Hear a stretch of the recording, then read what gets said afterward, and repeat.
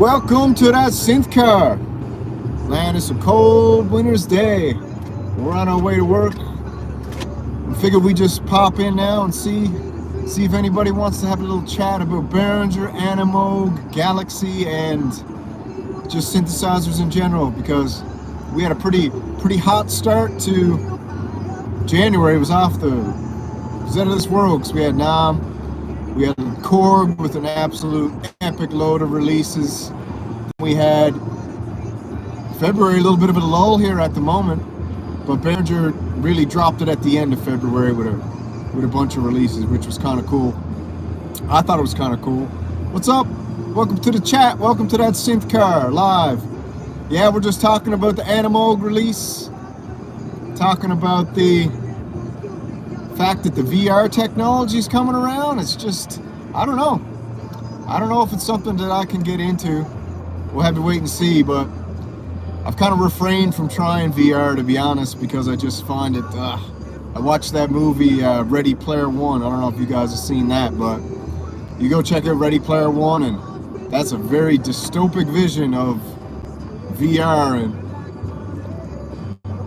the kind of things people might have in store for VR. So, but a synthesizer in VR, I like the fact that you can use, welcome to the chat, welcome to the chat, welcome to that synth car.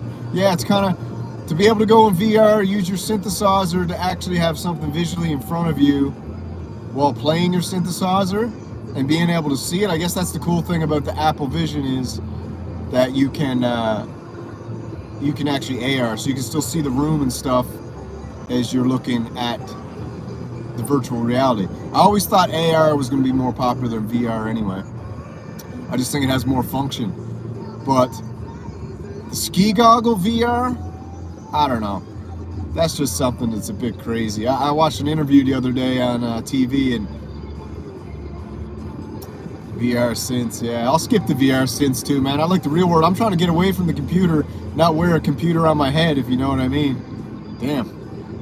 I watched an interview on TV the other day. The lady was, she was obviously paid by Apple to be on there, and she was trying to hype up the VR headset, and she was sitting in the thing with 3 chairs with 3 other people, and the other people were just weirded out. Yeah, I'm a hardware guy too. Yeah, so the people were weirded out, and they were sitting there, and they were like, you know, I kind of don't like talking to you with that on. And then the Apple thing obviously has this special thing in it where you can like copy your eyes, so your eyes project out on the screen. So if you're looking at someone with the headset on, they can actually see your eyes, but they're not really your eyes. It's super creepy. I watched a bunch of videos on it yesterday, and I was like, you know, this thing is just too crazy. I mean, the best thing I saw it for was Wall Street Journal did like a 10-minute video on it where the lady went skiing with it on, and I was like, okay, I could see skiing with it on is kind of cool, because you actually use it as ski goggles, and you can check the snow out. You can record your video POV style. I thought that was cool, but as far as wearing that friggin' thing around, man, you're gonna have to be. I hope I don't see it, man. If I start walking around and seeing people wearing that on, I will be leaving my house less and less and less. That's for sure. Because it's just weird. But if you're sitting at home and just looking at your computer screen ain't doing it for you, and you want to put a computer on your head, if they're gonna make the ski goggles, they should have just made a box, put a box on your head, you know, a lightweight box that just put your whole head inside. Got speakers built into it. It's got like shoulder straps, so it like doesn't put any pressure on the top of your head, and then the whole thing's a screen on the inside. That's what they should have done. It would have been more unique, because the VR glasses have already been done. Oculus did it, and like I said, it's not taken off. It's not functioning properly. So my whole idea that I think is going to happen is I think that Apple's whole goal is to get the Apple Lens, which is a contact lens that you put in, and have it. They need to have it so it's voice activated. Let's hope it's not paired up with Elon Musk's brain chip Neuralink, but I think their idea is the contact lens, because that is, if you're walking around and people got the contact lens in, and then they're seeing their whole Apple screen in front of them via the contact lens, that's where it's going. I know Facebook and Meta got paired up with Ray-Bans, and they released their Ray-Ban version of AR. I still think it hasn't taken off yet. I know Bo's got some sunglasses out with speakers built into the ear parts, but as far as I'm concerned, I'm not into the VR. It's not going to be for me. I don't know if it's going to be for you guys, but like I said, I'm a hardware. I think most of the Samurais, there's a lot of people who use the VSTs, but Samurais are hardware guys. You know, we like the analog, even though it's a digital synthesizer. I mean, analog touch, the tactile touch of keys, knobs, turning. You know, that's what I think anyway. You know what Behringer should do? Behringer should clone the VR glasses, but put knobs on the lenses, and then have like outlets on the back, so it just looks like VR glasses, but it's an actual like Model D synthesizer, but it looks exactly like a VR glass. Oh yeah, man. We are in a world of you know what, because did you guys see Ready Player One? If you haven't, go watch the movie Ready Player One. It's all about like putting people in these like city pods, like containers, and you live in this VR world, and they set up like a game where inside the VR world everyone competes in this game for $1 million, I think it is, or 1 million tokens or whatever. But it's just dystopic, and it's creepy, and it's weird. And I think that's just where they got things going, you know? I'm not into it. But anyways, let's go on. Yeah, it's VR, baby.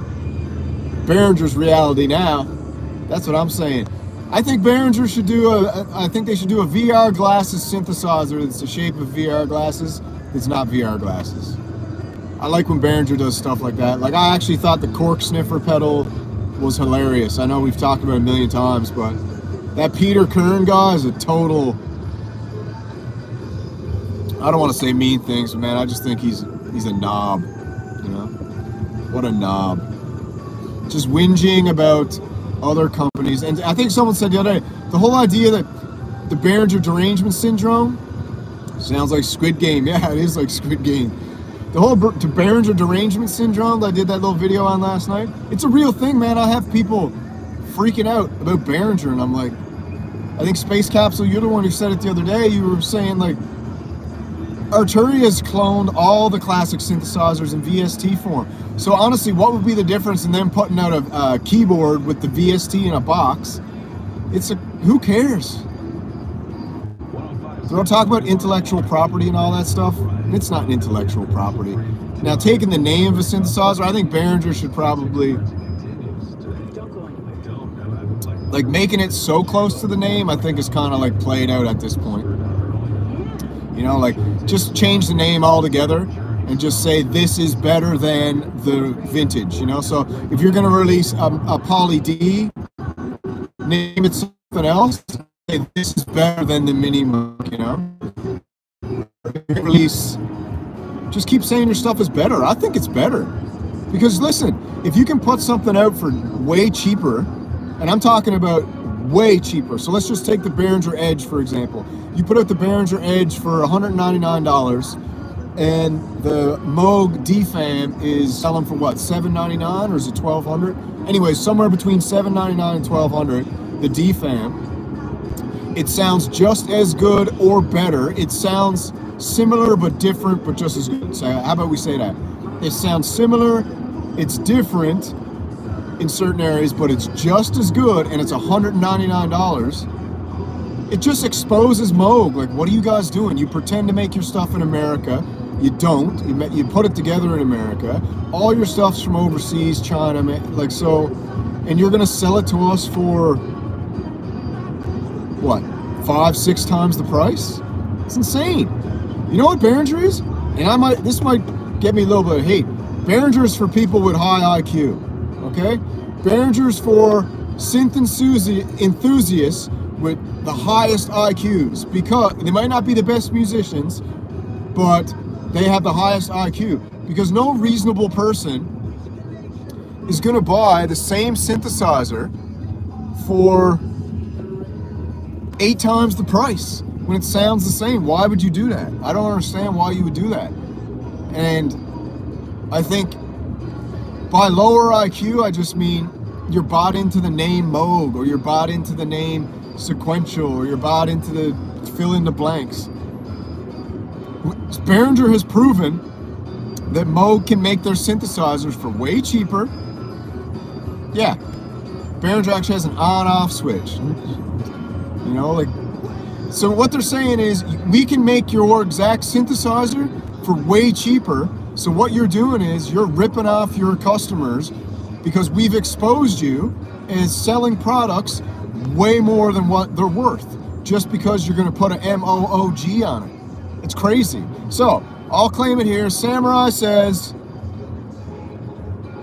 the Behringer army has a higher IQ. People that buy Behringer synthesizer have higher IQs than people who have Behringer derangement syndrome and are addicted to buying Moog or sequential because of the Dave Smith or Bob Moog name. That's what I think. You know, maybe that's what they should do. Behringer should put out an IQ test, and you're only allowed to buy the Behringer synthesizers if you pass the IQ test. Obviously, I'm just joking. I don't think that people who have Moog or sequential have lower IQs. I'm just kidding. I just think that, like, I mean, I guess you must have a lower IQ, because why are you buying something? Sorry, if you want to buy a Moog synthesizer because you like it and you think it looks cool and sounds better, that's fine. But if you buy a Moog synthesizer and hate on someone who buys a Behringer synthesizer, then that means you have kind of lost the plot a little bit. You don't really know what's happening anymore. If you got Behringer derangement syndrome, okay, here's the deal. If you have Behringer derangement syndrome, I can tell I could basically do a personality analysis on you completely from A to B. I know your whole political spectrum. I know what side of the fence you lean on politically. I know how big your muscles are. I know if you work out or if you don't. I know if you know how to fight or if you don't. I know what your skills are with the ladies or not. Just if you have Behringer derangement syndrome. So if you came up to me and we were talking, you're like, "Ugh, can you believe Behringer cloned the Roland RD7, the Roland CR78? Ooh, Behringer, ooh." If you do that, I know instantly where you lie on every end of every spectrum. I could do a total personality breakdown. Put it this way: if there was a murder, if someone got murdered and the cops came up and they said, "Call SYNTH SAMURAI," and SYNTH SAMURAI, "Hello, yes, this is the NYPD. We need you to come down to the station because we have a murder suspect here who has Behringer derangement syndrome." I'd be like, "How do you know that?" He'd be like, "Well, we went to his apartment. He had pictures of Uli on the wall with big X's through them. His eyes poked out. He had his whole house was filled with Moog synthesizers. He must have had at least $2 million worth of synthesizers in there, and they were all old, and most of them didn't work, and they were just these vintage things, and he bought them because they were so expensive." And they were like, "Samurai, can you do a breakdown on this person?" I'd be like, "Well, are you sure he has Behringer derangement syndrome, officer?" And they'd be like, "I don't know, you tell me." I sit down with him, I'd be like, "All right, George, where were you last night?" I was in my studio. I was just looking at Behringer and all their 100 releases this month. And I'd be like, "All right, we're good. Officer, this man has indeed developed Behringer derangement syndrome. Now, he's a suspect in this case for 3 reasons. He's deranged, he's schizophrenic, he has a serious obsession with Uli Behringer, and yes, the person that was taken out was a Behringer fan." So, it's like, he'd be like, officer would be like, "Well, do you know where potentially a body may be buried?" And I'd be like, "Yeah, I know exactly where it's buried. Follow me." And anyways, that's how I do it. I break it down just like that. Because you know what? If you're gonna complain about Behringer and you got Behringer derangement syndrome, I know exactly what else you're complaining about, and you know too. And I know exactly the stuff you're into, and I know that if you have Behringer derangement syndrome, I think you're a danger to society, because you are obsessed with something that just makes people happy, man. People like getting products for cheap. They like getting good, high quality gear for cheap. And when Behringer puts out a product like the RD-78 clone from that epic song Genesis. Maybe they even used it. You got that invisible touch, Yeah, so enough of that, but you know the deal. I'm just joking around. Behringer derangement syndrome's a real thing. I think most of the people who are in the synth world on who buy all this expensive gear, I think they just because, and it's hard. Can you imagine spending $1,000 on a synthesizer? You got to be rich, millionaire, billionaire, trust fund baby, a retired government worker on a pension that's 90% paid for by the government. What else are you? You know, I just don't understand it. But if you're into it, do it. You know, I don't know. But yeah, VR, man, we're not into VR. We're trying to get back to reality, not escape from it. Why would you want to escape reality? I mean, reality is so exciting these days. The playoff beard's coming in. Well, we got to get to cruising altitude. Sometimes the video skips because we hit 88 miles an hour and we go back in town. There we go. Yeah, so why do you want to escape reality? I do not understand that. It makes no sense to me. Reality is the most exciting thing on planet Earth. It's so fun to be alive. There's stuff happening all over the planet. The world has gone mad, while also it's better than it's ever been. Like, is the world better than it's ever been? I mean, prices are high, inflation's through the roof, there's wars all over the place. Is that any different than any other time, or is there just a screen pumping you that information way faster, way more often, and way quicker? I think everything's great, man. I think it's absolutely wonderful. It's wonderful to be alive. I got this new book the other day, Rick Rubin, How to Be Creative or something. I can't remember the name of it, but it's by Rick Rubin anyways, and it's his new one, and I'm only about a quarter way through, and I already know, but man, he's got some real good concepts in there. Some of the concepts he's talking about is tuning your antenna in the real world, being more getting your awareness up, and how when you decide to become an artist, or everybody's an artist if you want to be, it's just school and life has programmed you. What's up, Sonic Bob? School and life and has beat into you that, you know, like, you need to know how, it's a conundrum. You need to know how to do something to be an artist in it, or to do it. And that's total baloney. You just do it, and then over time, you develop and get better at it because you have to start. So everybody's an artist if you want to be an artist. And an artist is in every form. My buddy's missus is an artist. And she does yarn bombing. So she does yarn art and sticks it on buildings, which is cool. But anyways, in the book, he was saying you get your awareness going. And when you see something and you catch something in real life that kind of gives you that vibe, whether it's a sunset, a beautiful man or woman, a child laughing, a piece of nature, something that makes you feel, think about it, just like plant yourself in that moment and really be in the moment and enjoy it. And it's getting back to that childlike sense of being where things are just fun and you're living in the moment and you can experience, like a little baby can laugh and cry and have a fit all in the matter of 10 seconds because they're most in the moment of anything. So life kind of throws so many things at you that pulls you from the moment. So getting attuned back into things and being aware when things march of 1,000 miles begins with the first steps. Yeah, I tell everybody, like, just start, man. If you want to do something, just start and don't overthink it and try to learn as you go, and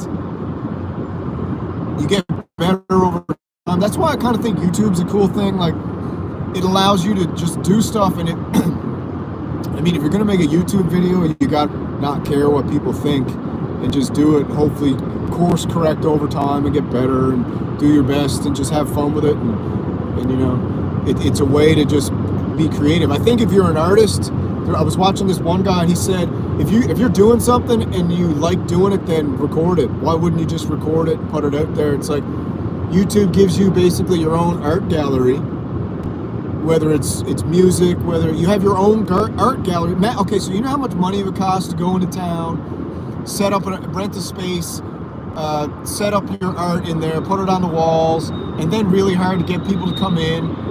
You can actually you can set up a YouTube channel or a website or something and put your stuff up there for free. YouTube allows you to have your virtual art studio, music studio for free. So you should just set it up. And if you don't know how to do it, you don't know how to learn, guess what? YouTube's got unlimited infinity of videos teaching you how to do it. And it got infinity of people teaching you how to do it, so you can pick someone you like is interesting and allow you to set everything up, and you just learn on the fly, record as you go. Because if you go on someone's YouTube page, go click oldest video, which I like doing. I always do it. If I find someone I like, I go to their video page, I click oldest, I go right to the bottom, and then I watch their first video, and then I'll watch 4 or 5, and then I'll scroll through to the middle. I'll watch 4 or 5 of them, and I'll scroll through some more. And I like to see how they started, their progression, and then where they are now. Especially go flick up. It's really hilarious. Go pull up Bo Beats, go to his first video, watch that, and then just go through. Watch Midlife Synthesis. Watch Venus Theory. Watch Loop Pop. Watch the first videos they ever did. Because sometimes when you watch these guys, you have this, you'll get this feeling of I don't know what the word is. It's I don't know if it's imposter syndrome. Oh, these guys are the best. They're, these guys, look how high quality their stuff is. Look how amazing it is, blah, blah, blah, blah, blah. But then you go back and you watch them progress and you see them making mistakes and growing and changing. You get to watch how they develop thumbnails and their video quality, and you get to see them get a new camera, and it's super interesting. That's kind of what I like to do. I just but a lot of times, how many people only watch the latest thing? So that's why making a video and putting your stuff online, you have to understand that no one's watching your old stuff. Only very, very, very, very unique people are going back, clicking oldest and watching some of your old stuff. Almost nobody. If you have all your subscribers, almost none of them are going back watching your old stuff. So I challenge you to go do it, because it's super interesting to go watch the old first step videos of people who are on YouTube that you actually like and follow. It's fascinating. And it gives you an idea of man, all these people did, because you go check out Cuckoo. Cuckoo's been new, I don't know, he's been on YouTube for 12 years. Go back and watch his, hey man, the doctor videos. Yeah, that was funny. I'm just trying to mess around with the green screen. It was cool. Someone said I should do a physiotherapy one next. I know. Listen, man, who cares? This is the way I look at it. Who cares? And guess what? If you're worried about your families and friends watching your videos and stuff, listen, man, your family and friends are the people who will watch your videos the least and probably encourage you the least. Maybe one family member or two will jump on board, maybe 1 or 2 friends. But listen, the people who are going to encourage you and watch your stuff are the people who are like you and who like your content. So I basically wouldn't even send it to family and friends, or you could do it at the beginning, but if that's what's going to embarrass you, I don't want my friend to see me doing this, or my family or my coworkers. Listen, man, none of them are going to watch your stuff. I'm just being honest with you. They won't. And the fact that they won't, it's even a better idea not to send them it, because when they don't watch it and they don't comment, then you won't get all offended and upset and be like, oh, that sucks, man, no one's watching. So just put it out there, grow over time. That's it. But pick up Rick Rubin's new book. It's called A Creative Mind or something like that. I can't remember the name, but pick it up. It's cool. It's only $17 USD. It's hardcover and it's awesome, and you'll love it. Anyways, I gotta go. Sloop, back to work.